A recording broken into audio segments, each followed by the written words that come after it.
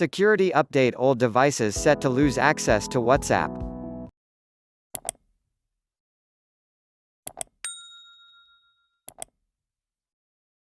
Any mobile devices running iOS 8 or older and Android version 2.3.7 or older will not be supported by the WhatsApp's new update, as a major security update to WhatsApp makes it unavailable for millions of old iPhones and Android devices from February 1, 2020. The withdrawal came after the official website of the company issued a formal statement. Because we no longer actively develop for these operating systems, some features may stop working at any time, he said. The company also reported on existing users of old phones to export and archive data and move chat history to other devices with the latest operating systems. The company made the move to ensure the safety of its 1.5 billion users.